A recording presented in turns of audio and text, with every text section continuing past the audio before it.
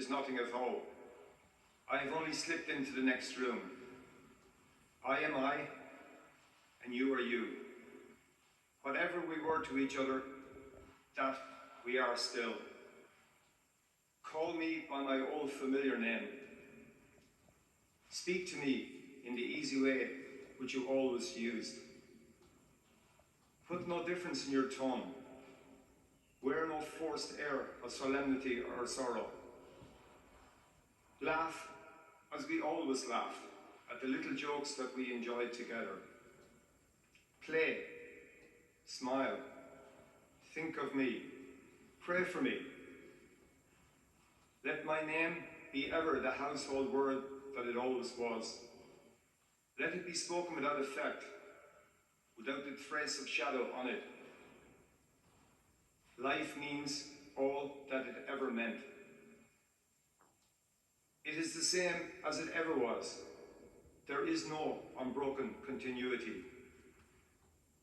Why should I be out of mind because I'm out of sight?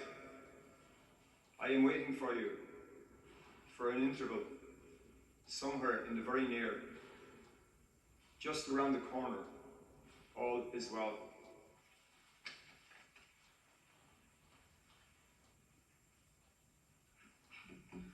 Dad, it's hard to believe that you are not the one up here making a speech, as you've always been the best at them. It's hard to know where to begin and to cover everything I want to say to you. You had so many great qualities. You were a caring and generous father. Your courage and sense of adventure were evident to anybody who knew you. You were enormously ambitious, all the while staying fun, witty and humble. I hope that I can follow in your footsteps and live up to the life you lived. I want you to know how much I appreciate all that you've done for me throughout my life. You've provided me with the best things a daughter could ask from her father. Extraordinary experiences, knowledge, life lessons, strength, unconditional support, endless love, and the ability to do anything that I could ever dream of. You've shown us through your actions that nothing is impossible. From all of these things, you've taught me how to live a real, fulfilling, satisfying life, and truly that is the greatest gift of all. Although we had our ups and downs like all relationships, I will cherish the memories we have together forever. From our bike trip in Argentina to our road trip in Mexico, our layovers in New York and Montreal, our family holidays, our weekends exploring different parts of Ireland, our Christmases and Rushings, our dinners you took me for as a break from school and college, and so many more. For these memories I am so grateful. Although you had a short life, you lived every day like your last. You went doing your favourite thing in your favourite country, which proves my point. The latest lesson you taught me is to let go of the past and live every moment in the present, because you never know when your time is up, and that's exactly what you did. I want you to know that I love you and appreciate you. One of my friends told me, what we once enjoyed and deeply loved, we can never lose, for all that we love deeply becomes part of us. You will never be forgotten, Dad, because you will live on through me and through everybody whose life you touched. I will always miss you here with me, always at the other end of the phone, but I know that you will stay with me and guide me throughout the rest of my life. You have given me the strength and endurance to deal with this, Dad. Love, Avian, Neve, Anna Rose and Killian.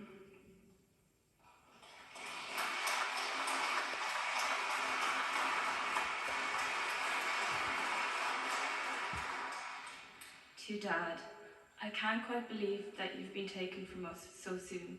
You really were one of a kind, and I'm not too sure what life will be now. But you taught us to be strong and always stay positive. So instead of dwelling on what we've lost, I'm going to focus on all the good times we got to spend together. From our early morning swim sessions before school in Dubai, to making me learn to drive a pickup truck when I was only 8, setting off for the day to some random place on the back of your bike, and beating you to the bottom of the black runs on our many ski trips. Joining you on your flights, dancing on tables in Rushings, and that one time you even managed to make bird watching fun. I could write pages about all the adventures we've had. There really was never a dull moment when you were around. I want you to know, I always knew how lucky I was to be your daughter. You were so unique and taught us to live life to the full. Nothing was impossible when you were around. I will cherish these moments and will be so grateful for the experiences we got to share. You gave each of us a part of what made you so great. Avon got your ability to know what to say and when to say it to make anyone laugh, but most importantly, the unconditional love she shows Killian, the same you showed us. I got your love of an adventure and your logical thinking, as you used to say. Anna got your unstoppable nature and ability to justify absolutely anything, and not to mention her love for food. Killian's larger-than-life personality is a reflection of you, and of course his obsession with all things with an engine, in particular his Defender. You will look on through us all, as well as through all the memories you've made, and we've heard some pretty outrageous stories from your friends over the past few days. These have been the only thing that's been keeping us laughing, and even though you weren't physically there, you will continue to keep us laughing forever. It's hard to believe we won't be hearing the unmistakable, "How's my favourite daughter?" that you said to all three of us every single time that you answered the phone. But I know you'll be with us like you always have been. So this isn't goodbye, but from all your favourite daughters, we'll be missing you like always, forever.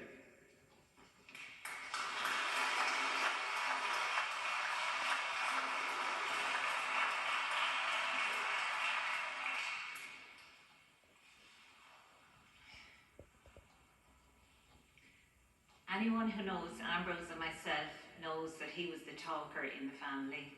He would relish being up here today with having a captive audience and just ad-lib the whole way through. But on behalf of Aoibhinn, Niamh and Anna Rose, I would like to thank you for the wonderful turnout here today. Where does one begin to speak about Ambrose? He had an accomplished career as an airline captain, instructor and examiner. He flew the Airbus 330, 340, 320 and 310, as well as the Boeing 737 series. He had an accomplished and respected career with Turkish Airlines, Jet Aviation, Emirates, Ryanair and Iona. Amongst his many sidelines, and there were many to mention, his claim to fame was that he flew Damon Hill, the Formula One world champion, when he was in his heyday and twice won the World Championship. All of this was unknowns to Ryanair, and despite becoming a new dad. Since we learned of the sad demise of Ambrose, I've had hundreds, possibly thousands of calls and messages from people all over the world, describing Ambrose as a legend, a gentleman, unique, a great friend, a huge heart, a madman. He lived his life on high octane, a lovable rogue, a man who had time for everyone. The Blaine. The one that encompassed all of those is Ambrose was an institution. He was well known throughout aviation circles all over the world and was willing to lend a hand to whoever he met. He brought many waifs and strays home, which introduced me to some amazing and dubious characters from the aviation industry. Although he was a larger than life character, he was a humble man. He had a huge interest in people and had time for everyone. The one thing that I have heard over and over from people over the past few days is how he always stayed in touch, no matter how much time had lapsed or wherever he was in the world. Ambrose adored travel and his job. He travelled and lived all over the world. He had a keen interest in history and cultures. He self-taught himself Arabic, Turkish and some Spanish. He introduced us to food from all over the world and was the king of the barbecue, even barbecuing the turkey for Christmas Day. His timing could be a bit off, but you'd eventually get to eat at some stage of the evening.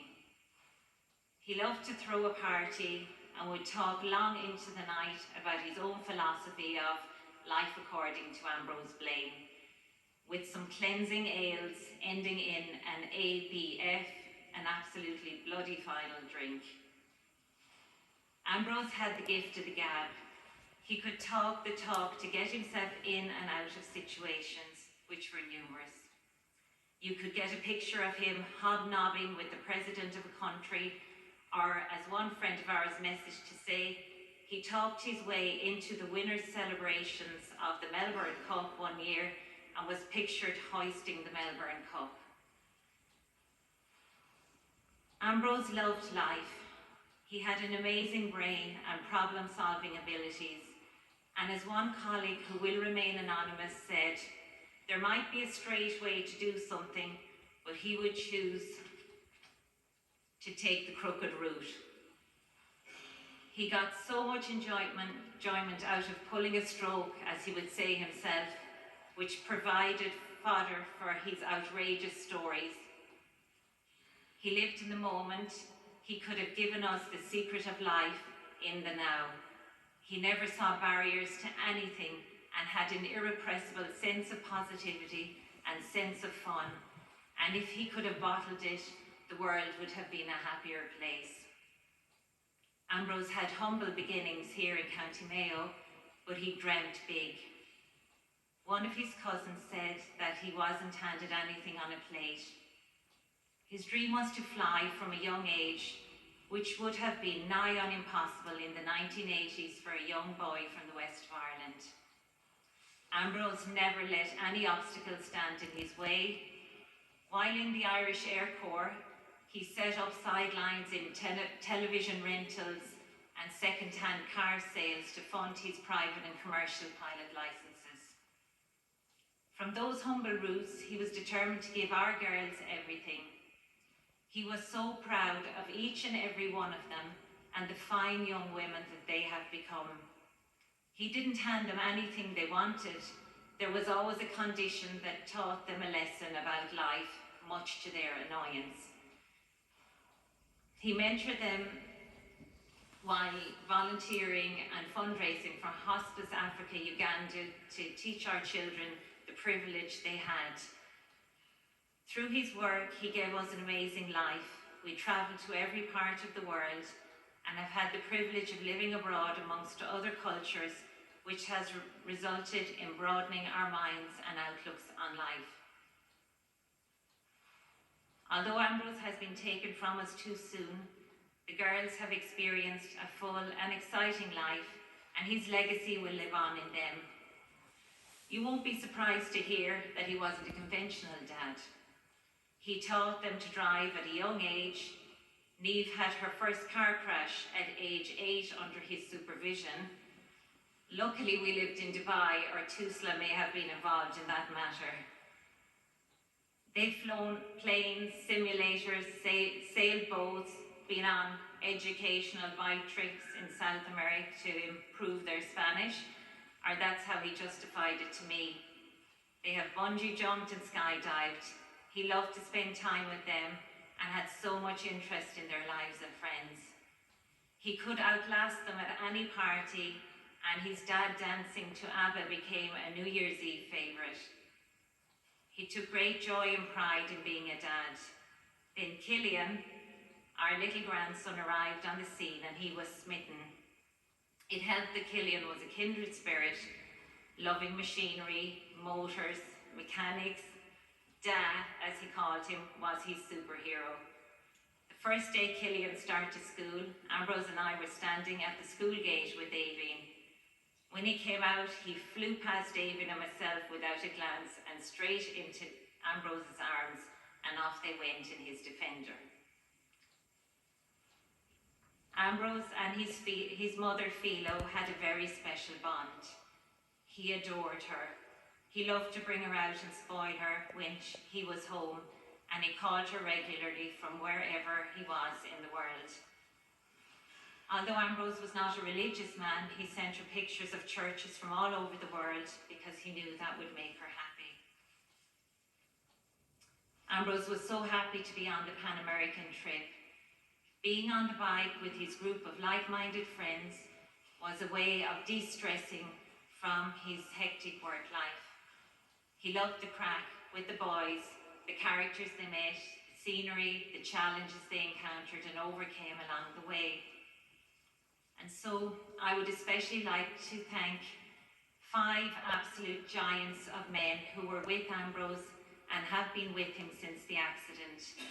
His best friend, John O'Kelly, Ken McGreevy, Mustafa Gunes, Tiernan and Conor O'Kelly. The fact that Ambrose is home with us 1 week after the accident is testament to the colossal work they have done. The Department of Foreign Affairs and Irish Ambassador in Mexico have expressed their amazement at how quickly everything has been organised to bring Ambrose home to us. These men have left no stone unturned to give Ambrose the best and most dignified care that they could possibly have gotten, and they have worked tirelessly to bring him home. From getting him moved from a small hospital in Ciudad Constitucion to securing the best neurosurgeon in Mexico and North America to operate on Ambrose to give him the chance of life. They have stayed with him from start to finish, every inch of the way home. We will be forever grateful to your Herculean efforts and cannot thank you enough. To all the people all over the world who lit candles to light Ambrose's pathway home, Gurv Mila Mahaguiv. To Turkish Airlines for repatriating Ambrose home and for the beautiful ceremony on the airport ramp that you organised to say goodbye to a beloved colleague, Teşekkürler ederim. He was a Yabancı captain, but he became one of you. Thank you to Ambrose's longest and dear friend, Brendan Davis. Ambrose was yin to Brendan's yang. So different, yet they made a great partnership. Brendan stayed with the girls and I throughout Monday night and Tuesday morning after the accident and has ensured we are holding up okay in his own calm, unintrusive way.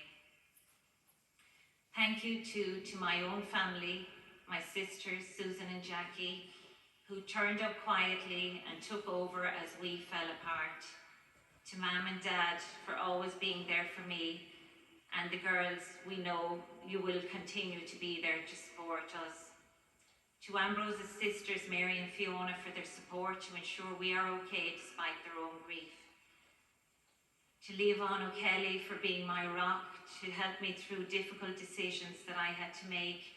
I will be forever grateful to you. Thank you to everyone for your calls and messages of support and the funny stories about Ambrose. He will continue to make us laugh. To the Department of Foreign Affairs and the Irish Embassy in Mexico, thank you for your assistance in making this journey more bearable. Thank you also to David McGowan Undertakers, who has dealt with this matter so sensitively, and to Father Aidan, and to Andrina, the singer today. I believe Ambrose got Andrina into Ryanair, so there's a connection there. And so it's time to say goodbye to our beloved Ambrose. He was taken too soon from us. Ambrose was infamous for being late, but sadly on this occasion he's too early. I believe that Ambrose will live on in each and every one of us. My wish, and I'm sure his wish, is that you share the stories about their darling dad with the girls. He would not want you to cry, and he would say, quit that crying bullshit. I'm going to call you back when you stop. He would just want you to celebrate a happy life lived to the full. Thank you.